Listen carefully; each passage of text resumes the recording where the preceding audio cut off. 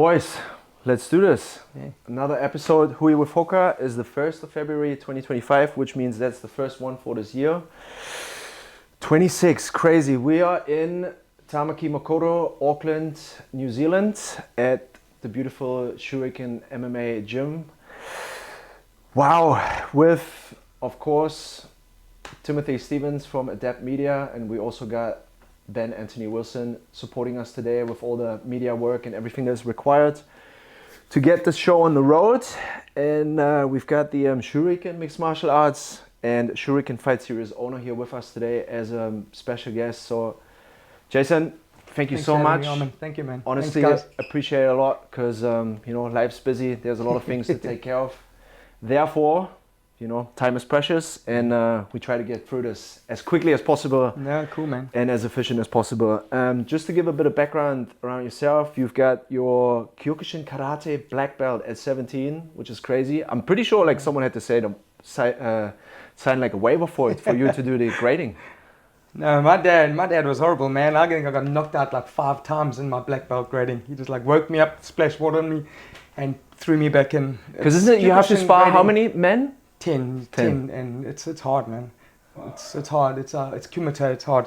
Yeah. And I couldn't go to school for like 2 weeks. Yeah. Because I was trying to explain to the boys prior. There's certain martial arts, or let's say karate styles, that focus more on, let's say, like the kata and the bunkai. Yeah. But if you do a little bit of research, or if you know karate, then if you would just drop Kyokushin Karate in the conversation. Amongst people that know, they're like, oh, Kyokushin Karate, it's called the strongest karate. Strongest karate style, the physical application. The physical, yeah. Oh, lovely. Keep it going. Yeah, keep it going. Here we go, that's so good. So you got... the strongest karate I got my making Dragon Ball Z. You got all the powers here. Yeah. I think it's the black belt radiating there from the back. So Kyokushin Karate, you actually went 5-1 in mixed martial arts as well before you decided to, retire and focus on something else in life. Your dad, your grandfather, we can see them here in the backdrop as well. They've both been champions in South Africa as well. So there's like a lineage. Yeah. You've got an offspring as well. Putting the hands up. That's huge, because then you're pretty much embedded into what is about to happen. And you said prior, before we started, that you grew up in the gym, so to say. Yeah, pretty much. And I think my boy is doing the same as well. I started when I was like 6, 7 or 8 years old, I think. And I never missed a day since, I just enjoyed it, I just enjoyed the training, enjoyed the culture, enjoyed the vibe, I enjoyed the gym. And it was cool. Also, just being close to my father and grandfather and everything. Yeah. So and I stopped fighting when I was 40. I think my last fight was in Macedonia, and then I don't want to fight anymore. Yeah. You either coach or you fight. It's pretty hard to do both. Pretty hard to do both. So if you're fighting, I believe you should be selfish. Mm-hmm. You've got to train hard and give everything to yourself. And if you're coaching, you should be giving everything to your students and holding pads. It's hard to do both, Yeah, so... Well, whatever you give your focus to, that thing will grow eventually. And in your case, you decided to give back. And also, that's another thing that I wanted to bring up. Since 2011, you still are for the WAKO. Oh, yeah. Coaching. And then since 2012, so shortly after, for the New Zealand Mixed Martial Arts Amateur Federation, you've been coaching and jet-setting around the globe. To support the young athletes, and of course putting all of this together, mix it all up and put it out there in the universe. Last year you received a great honor. I know that you're probably not big about it, but you got inducted into the Hall of Fame. I was very honored to into the Hall of Fame in New Zealand, Mixed Martial Arts Hall of Fame. How did that feel? Oh, it was great. You got to understand from where I come from. I'm not a Kiwi. I've been here. Actually, yesterday I was here for 16 years. I arrived in 2009 and yesterday. So I've been here 16 years. And, you just try. I came over here, I didn't know anybody, I didn't know anything. And to start, I either had to fight or I had to build fighters or grow fighters. And lucky with the right people around me and surround yourself with the people in the same mission as yourself. I've got Logan and all my guys that help, and Amanda and Cam and all my coaches. And we've just grown Shuriken, And I think it's just good, friendly vibe, friendly, you know, culture. And hence, that's why it's just grown and grown and into Shuriken Fight Series and all these other things. It's just about nothing else. Respecting people, being kind to people, you know, not mismatching fighters, you know, you got to have a relationship with the coaches and stuff. If you don't have a relationship, you're not going to build, you're not going to build a promotion, you're not going to build anything, you know, so I think all that just comes in hand there. I think my dad taught me the right way in that respect. There's a quote that I was actually trying to save until later, but you did say in one of your previous interviews that you got to look after the fighters because they look after your show. Of course. It's not just the fighters, it's then the coaches, but I mean, that's an awesome copper, that's an awesome philosophy to like, you know, just have in your life, because it will always come back, you know, double, triple even sometimes, when you give that positive energy out there. Yeah, definitely. Whoa, what an induction. I mean, what a resume. And is there anything you want to add on? Oh no, especially from the guys that are on in the federation, you know, like, you know, Terry Hill and Matto and Steve and HUI and even guys that like Hamish, they're Kiwis, you know, they've been there all their lives and stuff. So it was very honoured to get something like that. Yeah. You know? So did you guys catch that, like being inducted into the Hall of Fame in New Zealand mixed martial arts as an, you know, foreign as a Safa, you know? That's, I'm very blessed. But must have done something right. Yeah, no, and I love working with all those guys and stuff, and just trying to build up the sport. You know, you're not going to make lots of money running a gym. Any gym owner will tell you that. Or, you know, but it's just the stuff that you get that comes with it, changing lives and changing people's lives and kids, and you know, and getting them off the street away out of that gang culture. Yes. A lot of my kids come straight from school and they come and warm up and get ready for classes. They're not going out and do naughty things. And Friday night we got our sparring. They're all here. Saturday morning we've got classes. They're all here. We have a fight sim today at 3 o'clock, and it's packed. You know, it could be there could be worse places in the world to be. You know, I've got a young son, and I want him to grow up in this positive environment in the gym. He doesn't have to fight. I don't care if he doesn't fight. I don't care if he doesn't compete. He will do something. He will do jiu-jitsu, he will do kickboxing, he will do something so he doesn't get bullied. But just an environment. I think it's a good environment, being around positive people like your coaches and stuff, you know. Yes. They don't do drugs, they don't drink excessively, they don't smoke. You know, they don't do all that stuff. So it's not the worst environment to raise a kid or to have youngsters coming into the gym. And I say that for all the gyms. I know Auckland MMA, City Kickboxing, Oliver MMA, they all share the same culture, you know. There's gyms up north and Lions Den that are Christian-based gyms. They're doing great. They're doing a great job, you know. And it's about people. You know, we all have this destination, you know, but it's the journey, man. It's all about the people. Ko te tangata. I also wanted to give at this point, without bothering you too much with like explaining a quick history lesson for the people who may not know. They're going to find out quickly that actually before Shuriken Fight Series became Shuriken Fight Series, we had lots of other names. Like you actually did around 15 shows. Yeah, a good 15, 20 shows. When you walk through the gym, we may get some shots of this afterwards. You can see all the posters. I remember when I came for the first time with the core mixed martial arts team to do some sparring rounds, you know. And looking around, and you know, you always like try to get it all in. And the shows were called, the posters are out there, like Proving Ground, Retribution. Yeah, I remember that. And then, funny enough, you said that you kind of like were running out of names for like cool shows. And I was like, oh, what do we? There's only so many you can say. There's only so many cool names and things that you can, you know, come up with. And then actually. And credit to him, Logan Price, one of your coaches, one of your close people here who've been helping you to run the gym. His whole family is involved. You know, his wife, as you mentioned, does the media, and you know they have an offspring as well, and you know they've been ingrained into this culture. He was like, man, we should probably call this Shuriken Fight Series, and then we can have 1, 2, 3, 4. And I mean. And a lot of them are going that way, you know. A lot of the promotions are going that way. But I do miss the names. I guess I do miss the names and the posters and all that stuff. I do miss it. But you have to go with the times, and you can't just keep on saying all these overload and battlegrounds and this. You're going to run out of names. Because then you start getting to 100, you know, 100 shows. It's okay for the first 15, 20. But no, you know, going with the times and going with the whole promotion. Because it's recognition, It's recognition for the name, and then you have the number, and it's continuous. The number as well shows the lineage, I Yeah, and how far along have you gone? Yeah. Starts to build a legacy too. Yeah. You know?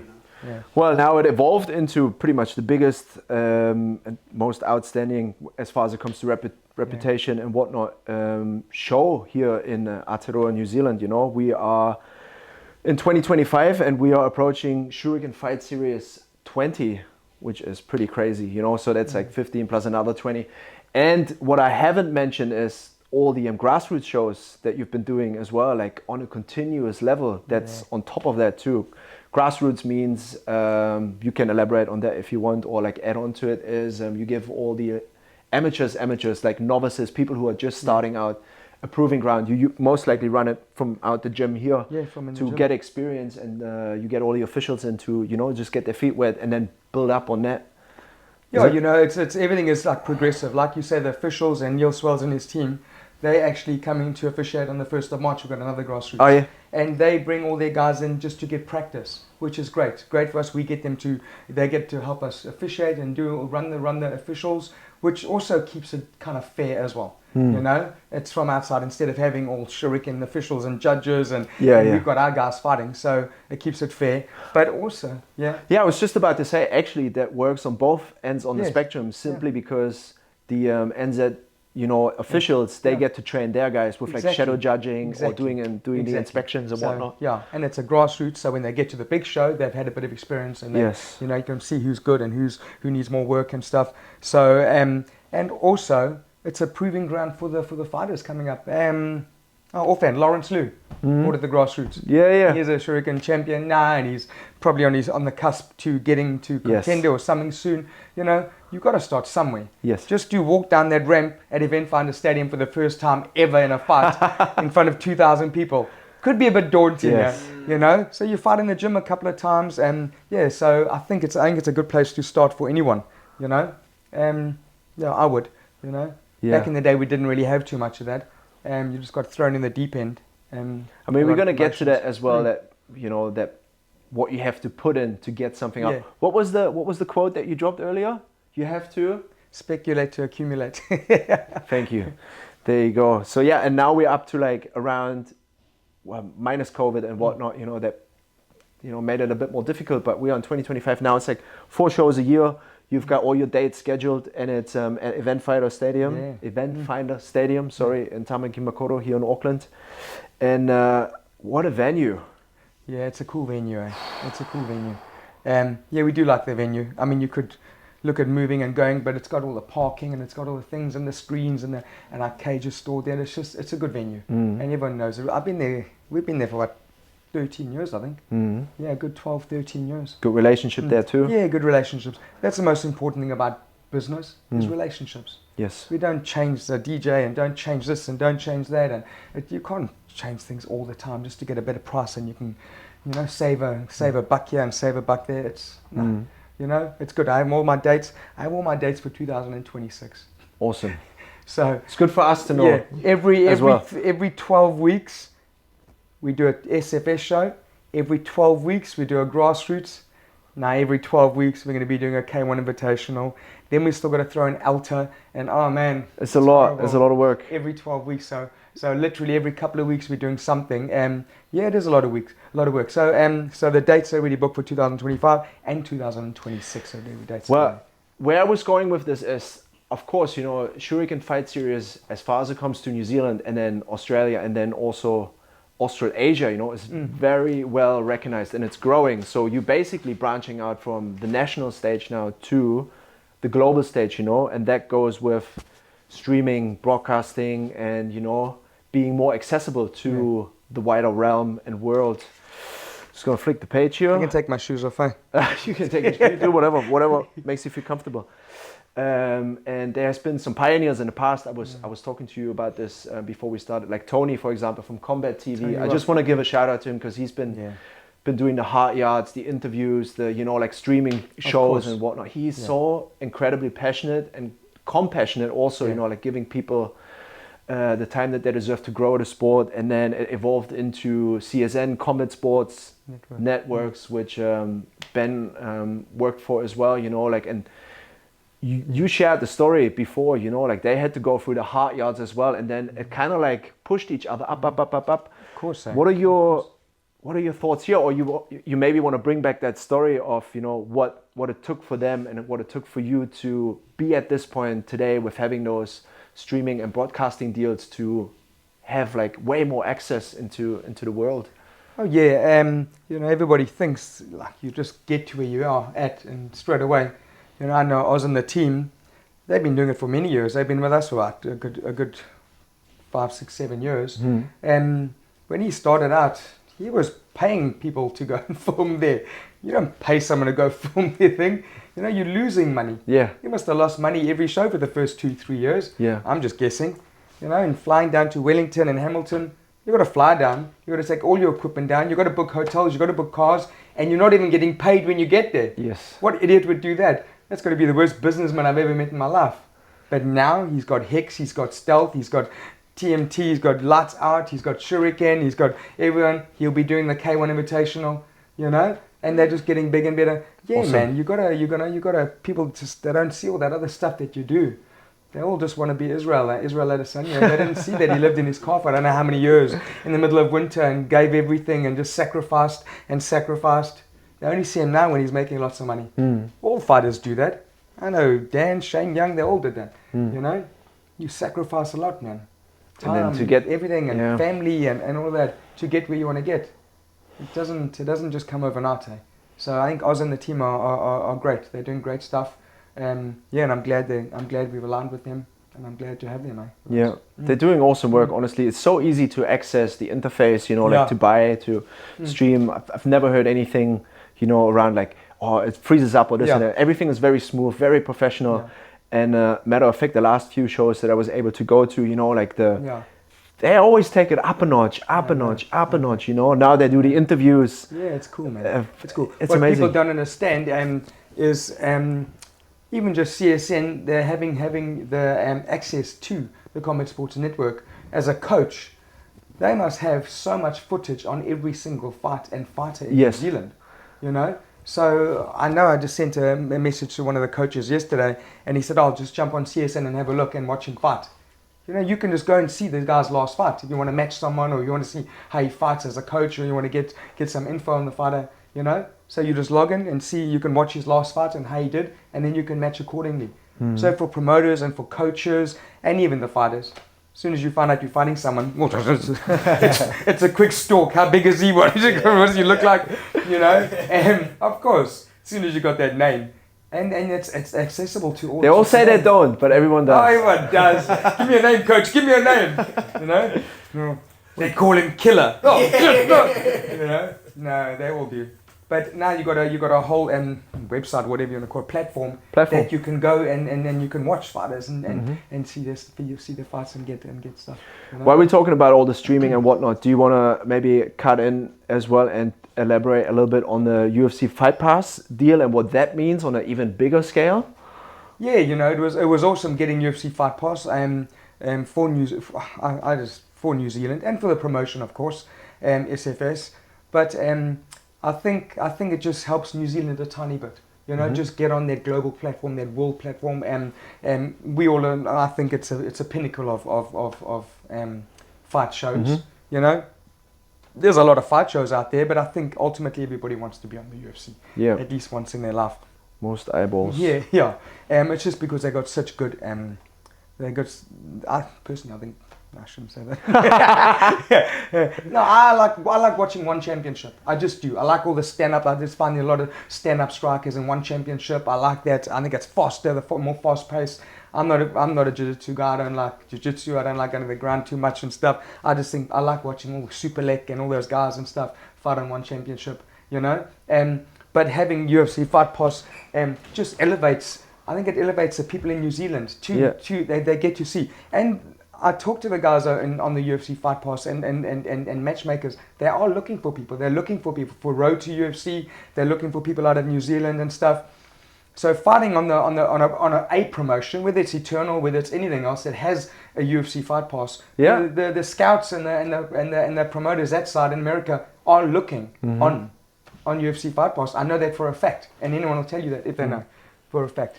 Do you branch out even further? So let's say ONE FC is the Asian market. So going from New Zealand, Australia to the Asian market. Yeah. It's very, do you go even further and watch like other shows and other promotions? No, not really. I don't. Like, I won't lie. I don't. okay, even let's watch my say, own let's promotion say, let's afterwards. say, I've never watched the Shuriken promotion. hey, Yeah, but I don't. I just haven't. I'm terrible. Okay. I'm terrible. I don't spend too much time in front of the TV and That's social fine. media, man. You know. Ryzen. Have you but- ever watched the Ryzen show? No, I've heard of it. The one in Japan. Yes. Yeah, I've heard of it. I've never watched it. No. Okay. Have you heard of Octagon MMA by any chance? No. ACA No. in Russia? No. I can imagine what that's like. Oh man. Yeah. I went on the website recently because I was looking something up, and I just scrolled through, you know, their divisions and Yeah. killers. I The know, records are killers, crazy, I know, and you I never know. ever hear I of know, those people. I Just know. because it's a different world. Yeah. Anyhow, But I so think if you're fighting a Russian, you're gonna have your hands full. but let's say securing the deal and the significance of being on UFC Fight Pass, like you said. So I'm going to give a little Exposure, bit as exposure, because the way it works is UFC Fight Pass is when you watch, or if you want to watch the UFC, which is the Ultimate Fighting Championship, is the biggest promotion in the world with the most eyeballs. You can get a subscription, and then you can not just watch the UFC, you can also watch other promotions, which now, you know, Shuriken Fight Series is part of. So exposure is pretty crazy. Anything else that you want to touch base on in regards to visibility, growth, and like global reach? Have you felt, seen, experienced like the shift now, like being? Yeah, I definitely. Being I on think, there? I think it has become a lot more mainstream in the last couple of years, and it is on a bit of a growth in New Zealand. I mean, a lot of guys are stopping work just to train full time Yes. and become fighters, you know. And good on them, eh? Good on them. Chase your dreams. You're young. You can do it. You know. You got energy. I definitely think it's still a way to go, and still it's not going to peter out. You know, we're still going to see a growth in MMA in New Zealand, and especially having all the guys in, you know, Dan and Israel and Carlos and Kai and a whole lot. I think that just paves the way. Yes. And a lot of guys are up and coming, good fighters, man.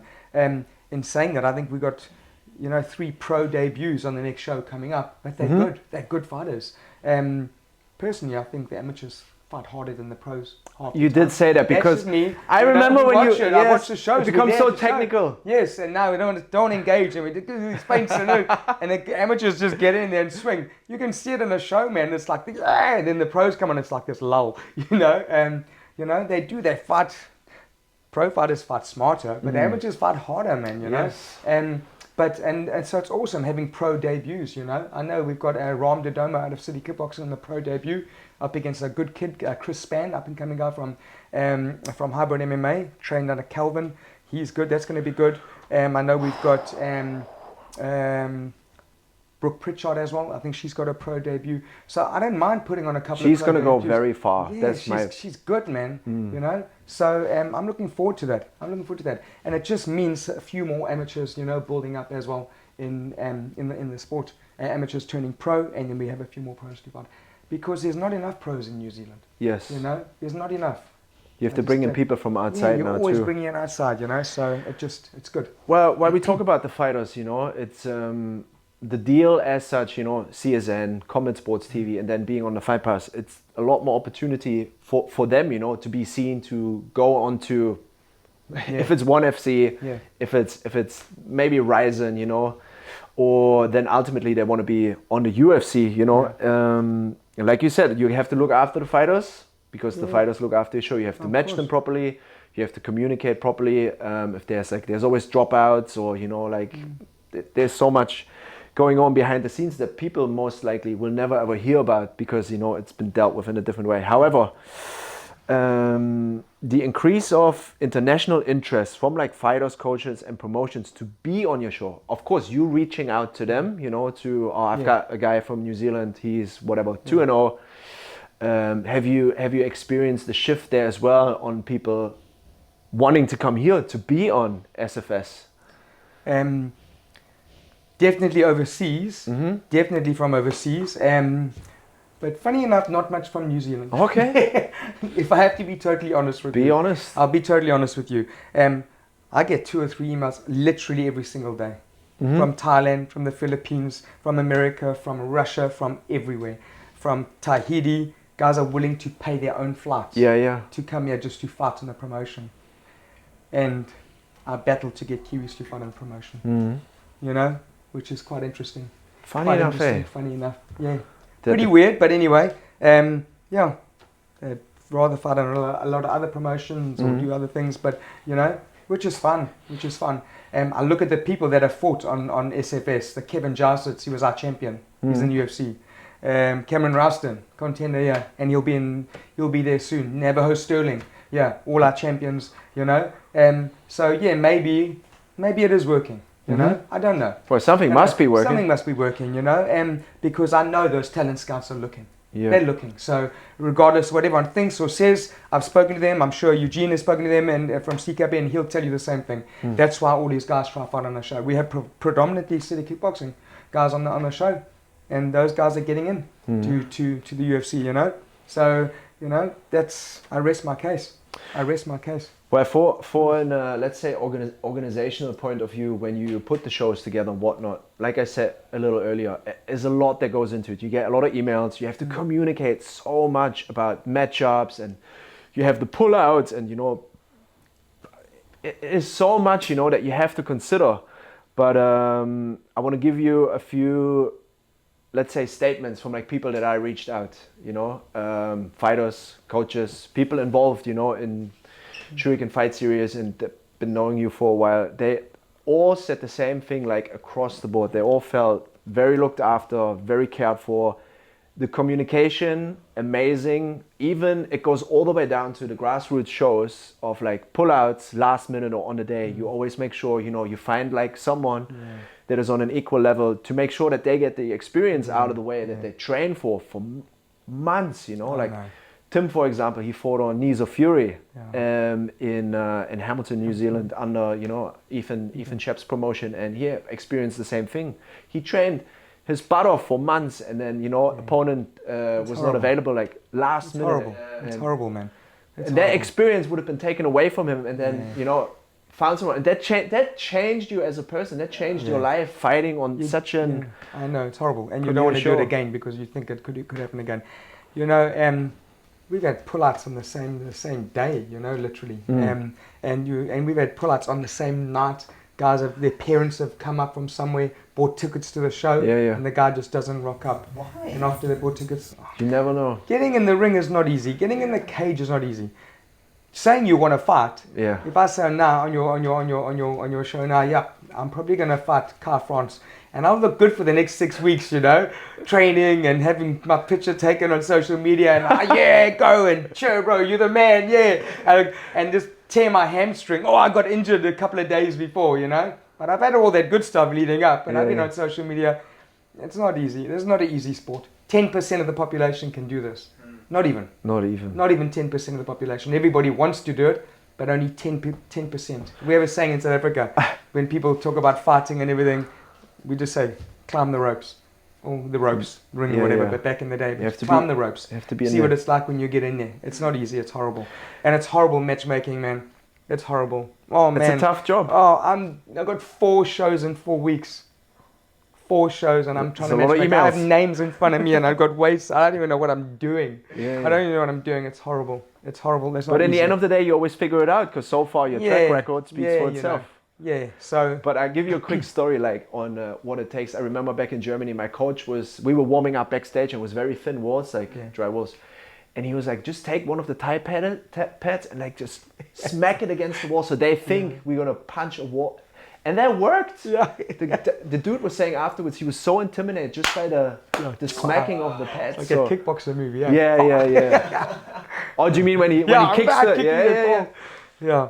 So it's such a mental game, and that's the trick, you know, like you can look phenomenal all the way through, but then like actually executing on the day, getting in there, that's so the hard part, difficult. Man. You know, people get anxiety on the day and pull out, and it's horrible. Yeah, it's not easy. Happens in the UFC as well, and then look the big at promotions. Shuriken and Islam. Come on, and you know, why did he pull out? You're telling me he was injured. Give the guy a break. Yeah, his whole life. That's his dream, to fight for a title. Yeah. He's trained for the last 12 weeks. He's not going to pull out for any other reason. You know, I believe he was injured. You know, it's hard, man. It's hard. You do get injuries. Our guys get injured. Our guy Rory O'Keefe. He got his, Last week, Thursday, he's leaving on Friday morning to fly to Bali, train at Soma, then fly to India for a fight. pro fight. He's in the cage and he gets headbutted accidentally, you know, bending over, breaks his nose, has to cancel his flights, cancel everything. He's leaving the next morning, you know, and he's depressed. Now, of course he's depressed. That was his good, you know, everything. It happens, man. I was trying to look for the camera because I was looking for you. Rory, if you hear this, we wish you all the best, man. Because he's amazing, like, you're so dedicated, and Thank you, my will man. come back stronger. Yeah. He's an awesome kid, you know, You like, get I injured love... more in training and then in fighting. Yeah, he's good, man. And he'll bounce back. But it's horrible, man. You know, this sport has the highest highs, the but the lowest lows, man. You know, it's not like a rugby or soccer. You can blame the backs or blame the forwards or blame the goalkeeper. There's no one to blame. It's you, you know. And it's a craziest sport in the world. I think last year we saw 3 champions lose their titles in the 5th round. Yes. Who was it? Well, one was Israel, Usman, oh yeah, Usman. and Glover. Glover lost. Got that thing by That's a really good Yuri. You know, in the 5th round, they were all winning the fight. They were winning the fight, and you just get caught in the 5th round by a stupid kick or by anything. You know, it's just the sport is just so hard and unpredictable.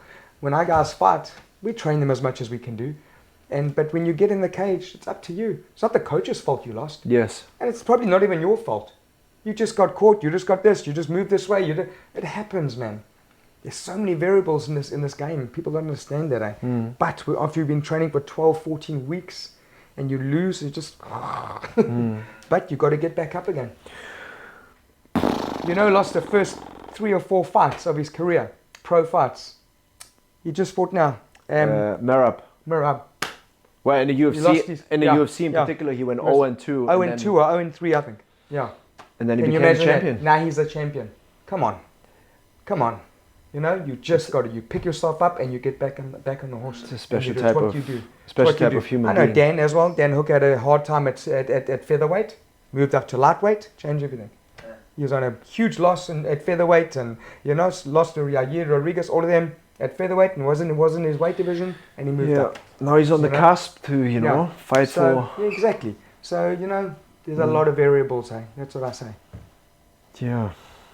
But you know, you getting your flowers, you know, from all the fighters, like I was saying, like it was the feedback and the statements and everything. Like, oh, I felt overwhelmed, and I'm not you, you know, like from all the people reaching out and saying, oh, please, can you say this, or can you send them well wishes, and communication, the events, how it's run, how the professionalism, everything was just like top notch. So, I mean, you put in a lot of hard work, but how does that make you feel just hearing such things? I know it makes me feel good, and I know we do a good job because I do go to other shows, you know, and also being a fighter as well. You know, the small little things make a difference. Us in the change room or things like that, and you know, your walkout song is important to you. I used to have a walkout song. It's important to me, you know, and you know, I don't want to come out to ABBA.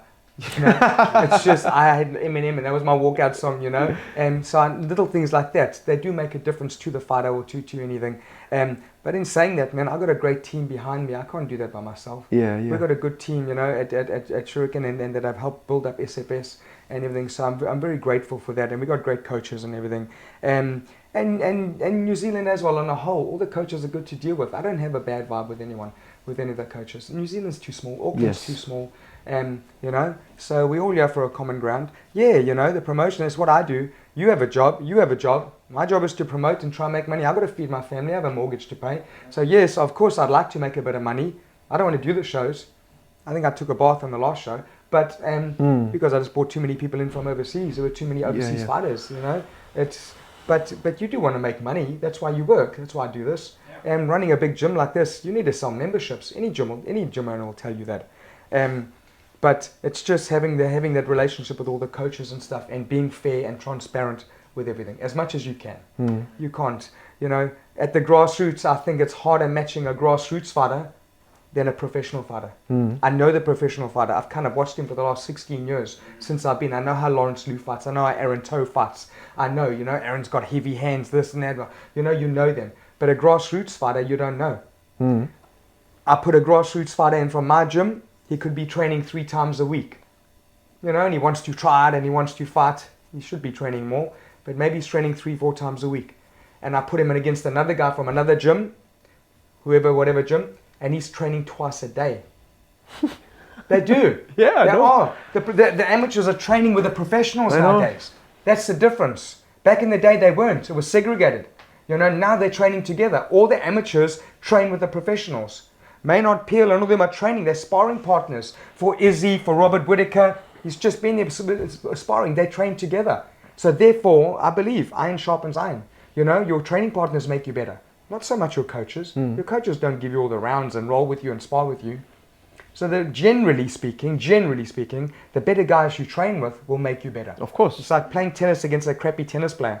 You're not going to have a great game. You play against someone fairly good, you're going to, I used to play tennis, you know, it's either tennis or kickboxing. My mother said tennis, my dad said kickboxing. I said, okay, I'll go with you. But, you know, you just do. I think like what we talked about in the past is like, if you get someone that has experience just holding pads for you, a fighter will understand. But if you have someone that doesn't know, make you look like the worst. Yes, exactly. So you know, I think that's the honest truth. Yeah. Shout out again, to Logan Price. He put in the hard yards to supply some really cool inside information to help me prepare this, you know. And I want to cut back to him because I guess what he was referring to is from seeing you or alongside, you know, building up Shuriken Fight Series and the gym, and you know, like you guys have a relationship that goes back years and years and years. There's a family bond, so to say, is that you are all about the people. So it's people over profit. So everything is affordable. The prices of the tickets, you know, like the tables, you know, you always make sure it's fair. The fighters and the you know, the team, you know, that they get their cut so they can grow as well. It's all about like rising together. If you leave someone out, you know, at some point the scene is so small. But in general, I think it's a general approach that you should keep, I guess. In saying that, Arman, if you go look at the posters now on the wall afterwards, go look at some of the posters in 2010. Yeah. Go look at the prices on the tables in the posters and see how much the prices have increased. Thank you. 2010, and we're in 2025. Yes, the tables were $1,200 and now they're $1,600, which should be a lot more than that, you know, for your tables and stuff. Yes. I can say that we're the cheapest promotion out with regards to tables. Tickets, early bird tickets are $50. I just paid $70 to go watch someone in a boxing fight at the ABA Stadium to sit on concrete seats.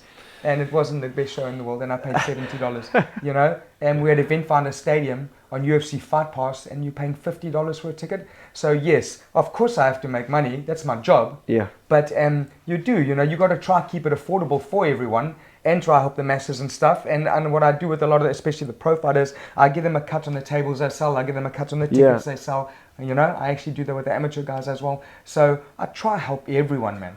You know, the show costs a lot of money on. I know. The show costs $180,000 to run a good show. And I need to sell a lot of tickets and tables to cover, you know. But in the process, I still help because I believe the fighters make the show. Everyone can, you know, anyone can put a show on. You can go hire any stadium you want. You can hire Mount Smart tomorrow. You can get alcohol. You can get some DJs and you can get some lighting, of course. But there's one thing you won't have. It's the fighters and the coaches. You don't have that. I have that. Logan said, fortunately. But please speak on your why, because Logan said you want to put on the best possible fights in New Zealand to getting the athletes on the world stage. You just like really care about the fighters, you know, what the exposure and like having that entertainment factor so they can show or showcase their, you know, their fighting styles and whatnot. Make it entertaining for the people that come and watch. But Jason, what is your, and this is where I was trying to go with this, is what is your why? Why? Because you could go out in the world and be a barista. You could go out in the world and be a bricklayer. You can do anything, but why have you? What's your why? What is your motivation here? Is that your motivation, what Logan said, or is there anything that you would like to add on, or what is the? Why do you love this so much? I mean, you come from a lineage. Your grandfather, you know, your father, you know, like you've been. This is. Oh, sorry, man, I don't want to make. This is huge, you know. I don't want to talk about my father. It's okay. It's okay. It's yeah, you know, this is all I've known. This is all I've ever known. So, give me a second. It's so good. Take your time. Take your time. I lost my father last month. I know. No. I just think there's nothing better to do, man. You know, I worked out how many countries I've been to the other day. Yeah. And I've been to like 40-something countries, just through kickboxing and fighting and stuff and everything. There's nothing better, man, than traveling around with your friends and people that you enjoy spending time with and stuff. Who wants to sit in an office job all day and 9 to 5? Come on, man.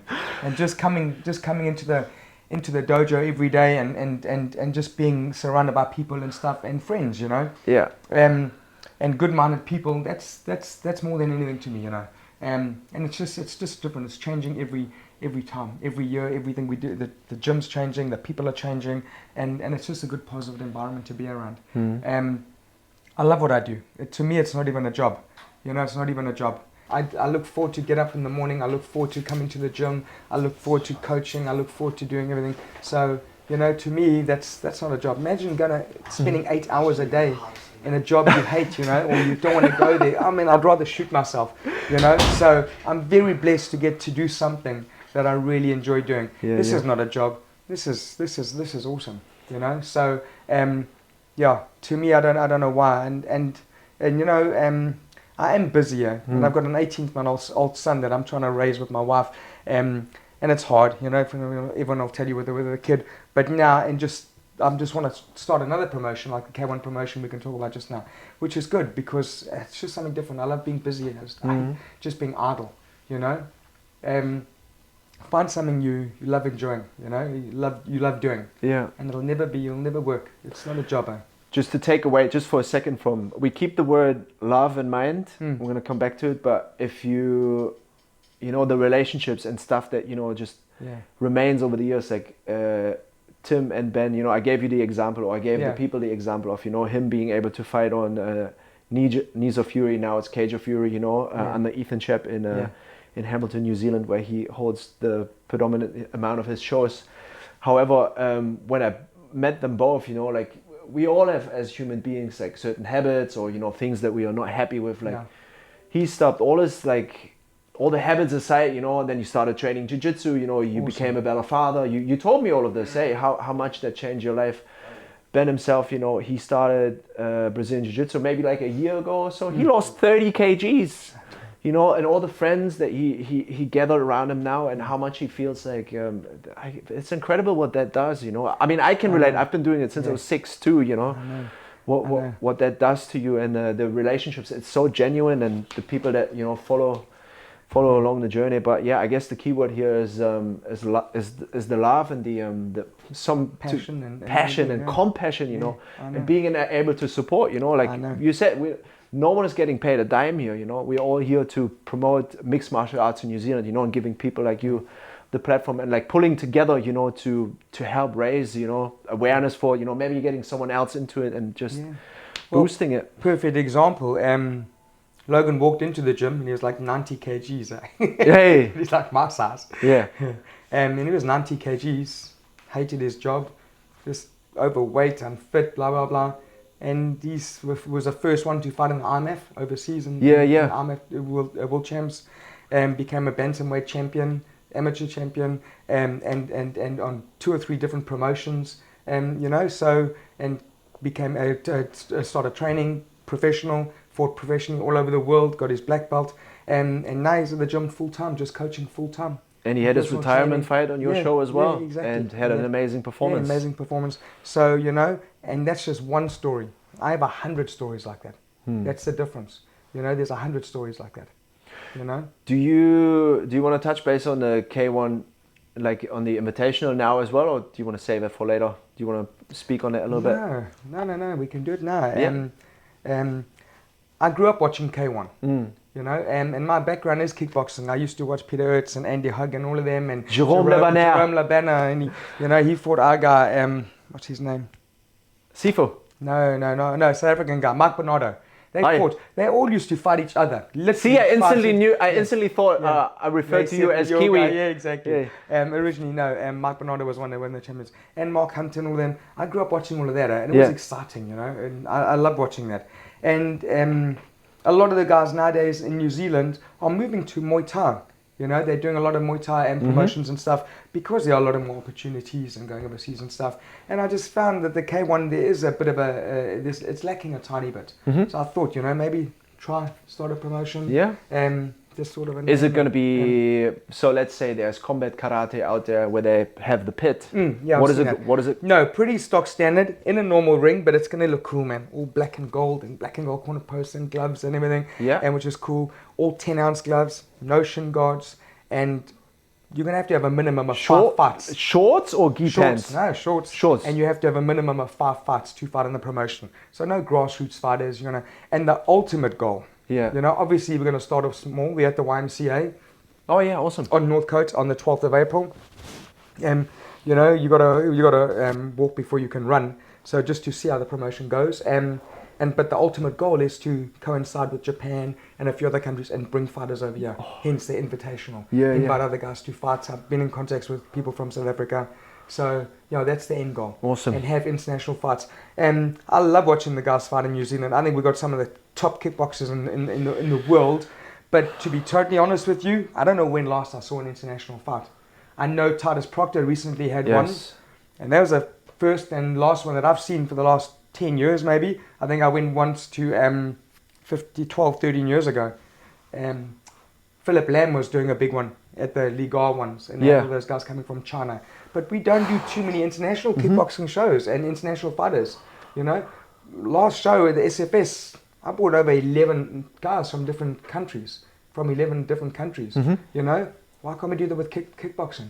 Yeah. So the plan is to eventually build it, to aspire to that, to invite people from different countries and have international fights and have top level kickboxers, you know. But we're going to have to start off small and build it up and grow it like anything. So like anything. Yeah, like anything, you know. SFS actually started at the YMCA. Yeah. So we had our first show. Our first show was at AUT, but we did a couple of shows at the YMCA, and now we're at Even Finder on Fight Pass. So we have to start off small, and it has to go somewhere, you know. Yeah. Well, safe to say, it's been a long road to get here. Yeah. But if you just, I mean, we talked about, maybe we take that into consideration as well when it was like retribution and whatnot. So from all the grassroots shows, or you can pick and choose. You can stick to Shuriken Fight Series, or you can go back and include the other ones as well that I've just mentioned. You've got so much love and compassion for it, but there's moments always that will stick out. You know, when Tim walked out in Hamilton, when the fireworks, you know, you've been to Knees of Fury, man. Like, it is crazy. You know, I was standing behind him and I was like, damn, that's out the gate. I mean, now I know a little bit more from, you know, having other, some more of my friends being fortunate, you know, to fight on such prestige promotion. Anyhow, long story short, let's call it the Shuriken Unofficial Awards. Is there anything, okay, I give you different brackets. First one would be, what's the best walkout that you've ever experienced from all these years being in the business? Where you're like, that's fucking cool. Oh, I actually don't know. Can be entertaining, can be like, wow, good big energy where the crowd was reacting, can be good song, can be an outfit, can be anything, the antics, anything that like stands out that you can still remember? Oh man, I can't. I know 1 or 2 fights, but I can't give a walkout. How about you keep thinking about it, we go to the next one? Yeah. Next one would be best post-fight speech. That's probably from that kid Ethan Brockett from MMA. Yes. Yeah, he took the mic and I'm sure he sung. I'm sure his Instagram following just shut up. I'm sure he sung on that. I do remember that, and everyone loved that. Yeah, I do like him. He's a good kid. Yeah, he's a good fighter, man. And he just didn't stop. Yeah, no. And Isaac said, he was like, can I have my mic back? No. And I'm sure he did a mic drop or something. I don't know, but he was good. Yeah, no, he's good. What an entertaining fight. Won the title as well. He fight, did. I think. You know, he's good. So yeah, he fought Ram, for example. Yeah. And that was the sort of the, when he fought Ram Didumo, it was some sort of like title eliminator for then he then went on and fought Caden Skipper for the title. Oh, you're right. Hey, and won the. It was a split decision. I gave it to him. No, he was good. Yeah. That was what a crazy moment that was. Anyway, okay, that goes to Ethan. We give you your flowers, Ethan. how about like a most incredible, like call it a goosebumps moment? Can be a KO, can be a sub, like where you were like, what the fuck is going on? Like, how did that happen? You know, to me, it's good where any one of my fighters does well. You know, there's nothing worse than watching your fighter getting beaten up in the cage or losing or something. It's hard. You know, coaches take it personally. You know, it's horrible, especially a knockout or anything. Probably with Logan's last fight and winning the fight off that, to be honest with you, and when he won his title as well. I remember being in cage side and in the corner with him winning his title. To me, that is because he's come from a long journey, and he's got good work ethic. You know, when he trains, I mean, I lived with him for a while, and he starts dieting like 6 months, starting eating green beans and stuff. It's horrible, man. Because he does quite a big weight cut. But yeah, just that last fight, you know, he's not young anymore. He's got a family. He's helped running the gym. He's doing his own promotions, and he's focusing on the boxing, and he's running WKA up in Auckland and doing everything. And he's a family man. So going out on your career on that is good. He's still the captain, though. Yeah. You know, so that was a good moment for me. Awesome. You know, in the cage. Yeah. Maybe then his walkout as well, because it's like the way he walked out last time. Yeah. Because he always wears the what do you call it? Poncho. Yeah, that poncho. Yeah. Yeah, I remember that. I was there. I was like, oh, it's over. Wow, quick. Yeah. Anyway, all the best, Logan, with everything that you've been doing and continue to do so. Couple more questions before I let you go. We're almost there. No, go on. Anything that you are from, you know, like going for the awards now and like looking back, maybe that triggered you to think about it a bit more. Anything that you're most proud of leading up to SFS 20 and developing the promotion? Is there another like a significant or moment or things that you look back on and say, man, I've done this. This is pretty cool. Getting my dad over here last year and to talk on the show was good. On SFS 19, he was here and he got to see what we do. So yeah, he got into the cage and he spoke and stuff, and it was quite cool. Yeah, it was good. There was a good moment, you know. Always aspiring to him, and he was my mentor and everything. So that was a good moment for me. But and also, to be honest with you, getting on Fight Pass was great. You know, and I know they don't just give it out easily. There's 100 promotions in Australia that are looking. There's 100 promotions in America. So that was a great thing, and it just kind of means me and the team are doing good things. Yes. You know, that's all. And that's all we want to do. That's all we want to aspire to. That's all we want to... I don't believe you start a business and you start a brand if you don't want to take it to as far as it can go. You know, then why are you doing it?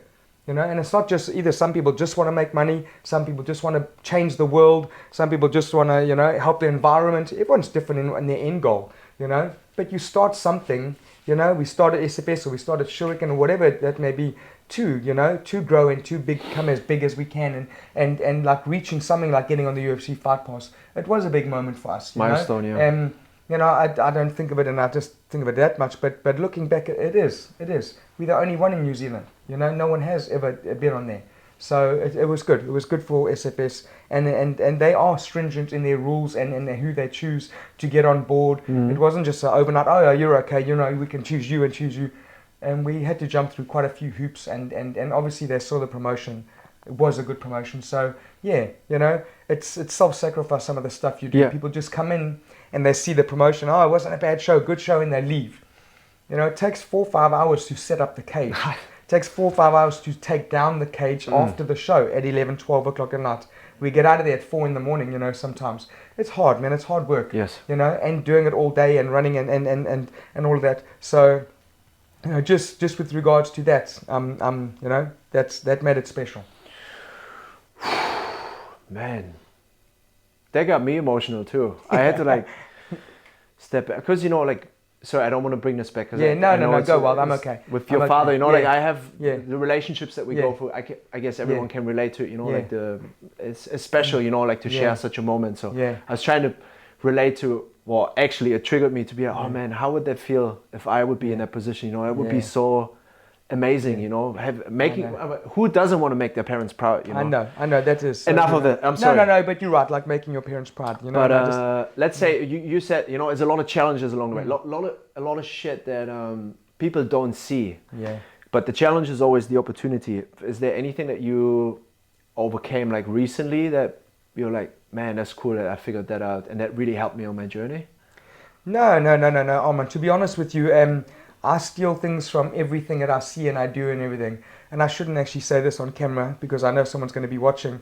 But as soon as we finish with you, I'm phoning my lighting guy to see if he can do the smoke and the flames and everything. I will be doing that, so sorry for you, Ethan Chef. Okay, I'm going to find out what it's like. And so that's what I do. That's what I do. I listen to everyone. I take advice from everyone. I just have a coffee with anyone that wants to do business. Yes. I never just disregard or do anything. I'm always looking to evolve and to grow and to learn from people and to learn from business people. And I'll watch shows, I don't watch TV shows and stuff, but I'll go to shows if my fighters are there and see how they do that and see how they do that. We don't do too many t-shirts. And in saying this, I shouldn't say this again, but I went to the Stealth show and I saw them, they had nice t-shirts. So yeah, we are making t-shirts and stuff. And of course, you learn from everyone. Nobody knows everything. No. I don't know everything about promoting. I'm not top of the food chain. I don't know everything. It's the white belt mentality. Yeah, of course, man. You become arrogant. You think, you don't need anyone. I need everyone. I need help. I need everyone. I need advice. I take advice, I take criticism and I don't get offended. You couldn't offend me if you tried. Honestly. I do not get offended by anyone or anything.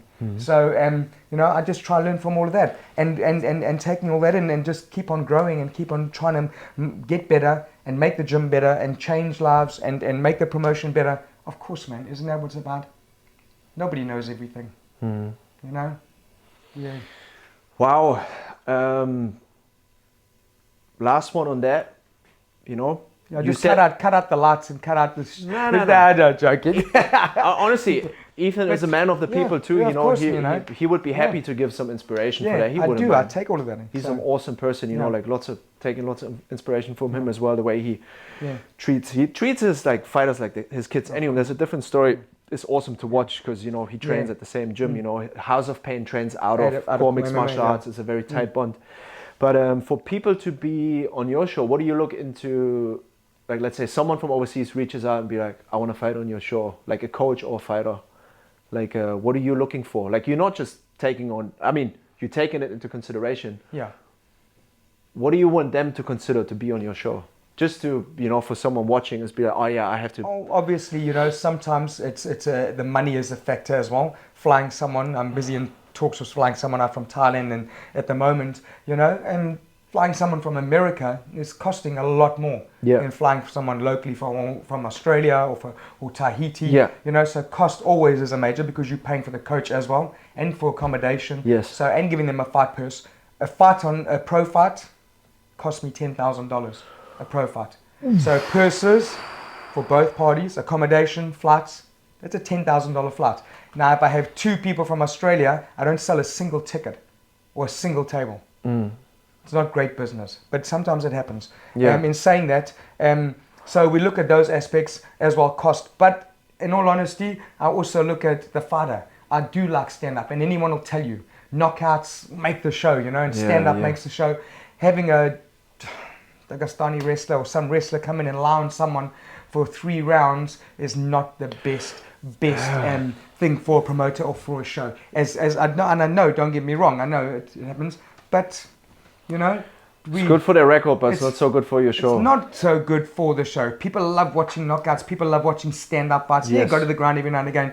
But to get a wrestler come in and rape wrestle you and hold you down for 3 minutes or for 5 minutes, for 15 minutes, is a bit boring. Yes. It's a tiny bit boring and to end off a fight like that, and especially your last few pro fights of the night. I guess sorry, I don't want to take away from being honest. This is your honest opinion, but I feel like I think only in martial artists would really understand like a grappling, like a chain wrestling exchange. But for the wider audience and for the mainstream, I know they want the bing bang. What do we do? What does Israel do? What does Kai France do? What does Dan Hooker do? Knock out people. What does Carlos Solberg do? Yes. I don't think I've seen them ever shoot. Ever. Yeah. And they're top of the food chain. Kai may have. Yeah, once maybe.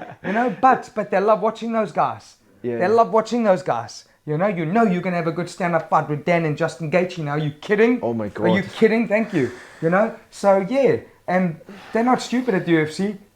Dana and Hunter, them are not stupid when they match fights like that. Matchmaking, yeah. Of course. That makes the fight, that makes the show, you know. So we have finished a few shows on a lull, the last show, and someone's lying on top of the person for 3 rounds. Let me tell you that people walk out, but finish a show on a highlight when 2 people are standing, Max Holloway and Justin Gaethje, and you finish that fight.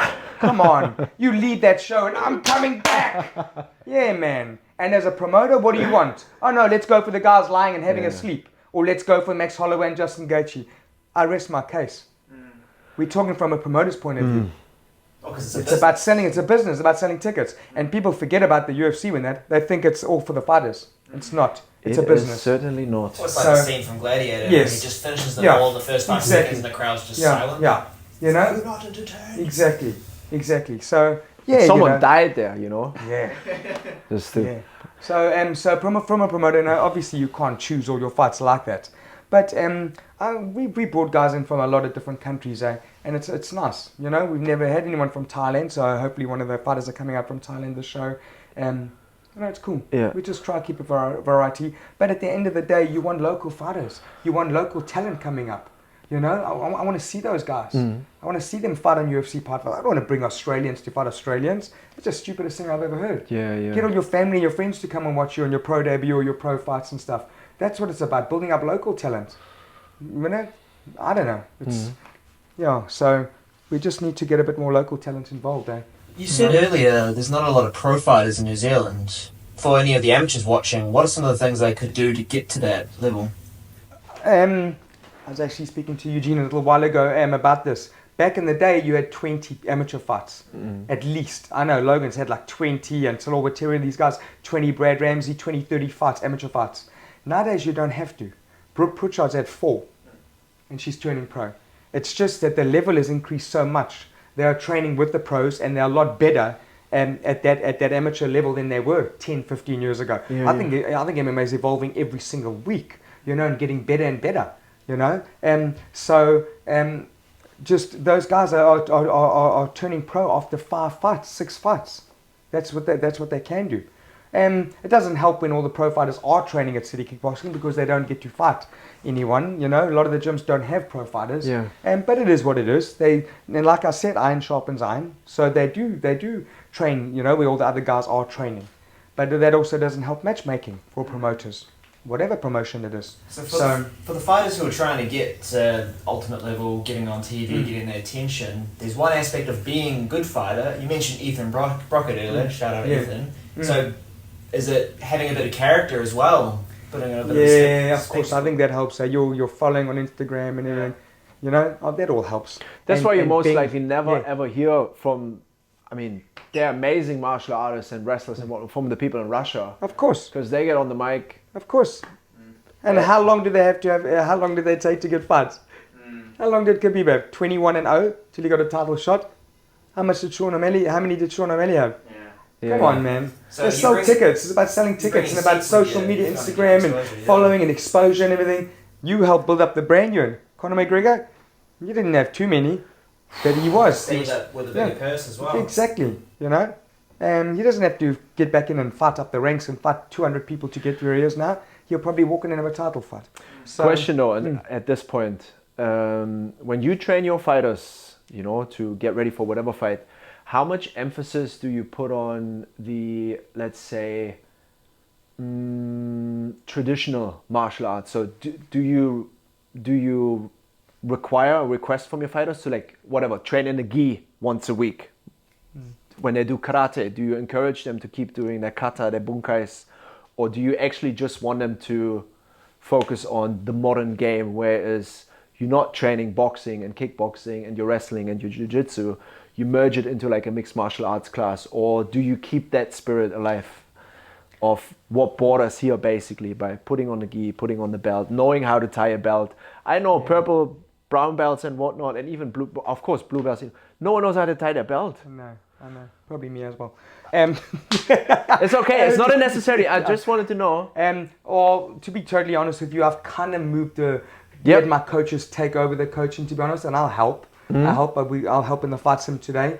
but they kind of run all the coaching stuff. I think we've moved away from the old school stuff. Yes. To be honest with you, not enough of that stuff. Too much of this new age training and all this other stuff, and running backwards on a treadmill with a mask on and stuff or whatever. I don't, back in the day they did stuff and it still works, man. Yeah. And you look at those guys like Marab and all those guys in Islam, and even the way they're training, they still do all those old stuff up their hills with the fireman carries and this and that and wood jobs, To me that's, I think, but we try. You need numbers, you need coaches, enough coaches, you need a whole lot of stuff. We still do. I still believe stuff like bag work and stuff like that and all this stuff. And our guys do gi and no gi. We have different classes. Yeah. So the guys do have to do all that to fight. But, these guys see stuff on YouTube. They want to do this. They want to see how everyone else is training and all these. It's like I say, it's evolving all the time. So quick, rapidly. Quick, and there's so much to do. And sometimes there's not enough time. And to be honest with you, Arman, people have lives. Yes. They have a job, they have kids, they can't give you 5-6 hours a day to train. Mm-hmm. Yeah, the pro levels can if they're making lots of money. The guy still has to feed his family and go home to his family and stuff, So they do have commitments. Yes. They can't all make 7 days a week, twice a day. They just can't. And also, they don't want to. Some of them do want to fight, but they don't want to commit that much. Yeah. So trying to find that balance and trying to build it up, it's pretty hard. It's pretty hard. So we do our best. Any gym does their best, and tries, but it's not easy finding that balance. You just want to, You don't want to push them too hard, and then chase them away or scare them. But Fine line, eh? There's a fine line, man. There's a very fine line. Once they've cracked it, I think, and they're earning above $10,000 a fight, then it's okay.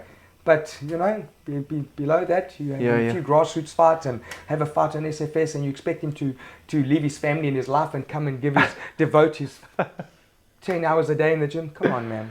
Come on. And they still want to have a few of their drinks, and they still want to eat their chocolates, and no, you can't have this, you can't have that.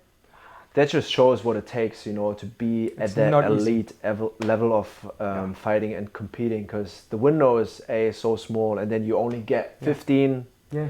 Best case scenario, 25 minutes. Twice, 3 times a year, if that.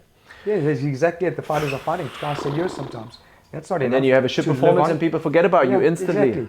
Exactly. It goes so quick. It's so unforgiving, but I guess we all love it for the same reason. But anyway, Jason, I've been pesting you with a gazillion questions for an hour now-ish. It's the last segment now. You can, if you want, ask one question back. I always give the option. Or if there's anything else, like a subject that we haven't touched base on that you want to bring up. At this point, I was thinking the K1 Invitational, but we already talked about it. Yeah. Please feel free to ask away. If not, we just close it up. No, to be honest with you, no questions. Armand, just wanted to thank everyone, man. I just want to thank everyone for all the stuff they do, like you guys, like CSTN, like all my guys at the dojo here that help build up the sport. There's no man is an island. My dad used to say that to me. No man is an island. You need people around you. It's something that are on the same mission. And just with regards to everyone in the MMA community, and all just giving their time and giving me their fighters and stuff to be able to build up a promotion and stuff. That's all. And also, I just want to know what HOKA means on your hand. That's the only question I have, to be honest with you. Not a problem. It's a Te Reo Māori word. Kupu is word in Te Reo Māori, and it means to soar, to fly. To soar, okay. To soar, to fly, like the gliding. Yeah. And in particular, how Māori is or Te Reo Māori is very specific with, whatever can be situational even.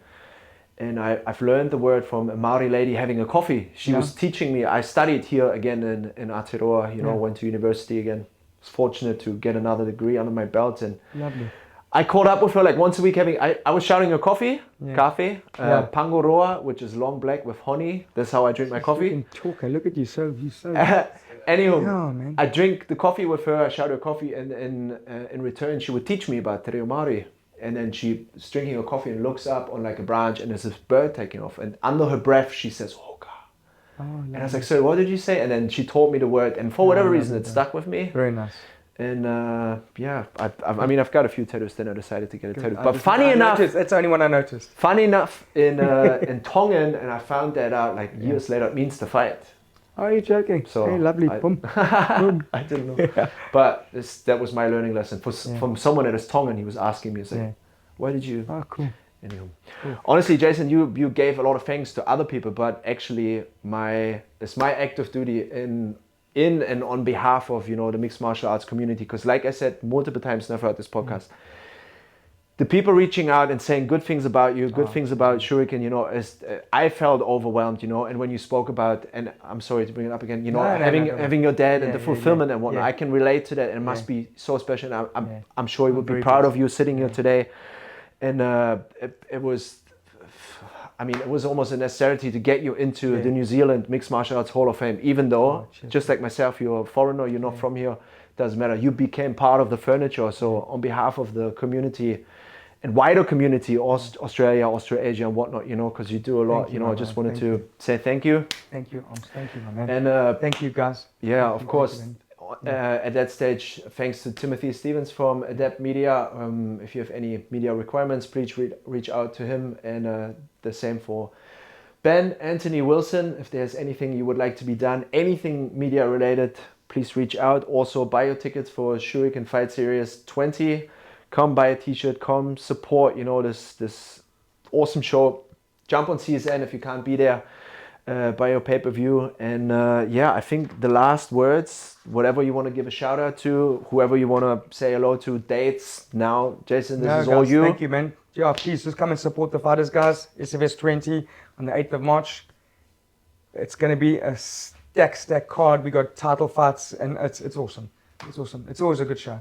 And just come and support, man. That's all. We need you guys to support so we can grow the fighters and the brand and everything in New Zealand. But thank you. Shall we wrap it up? Cheers. That's it.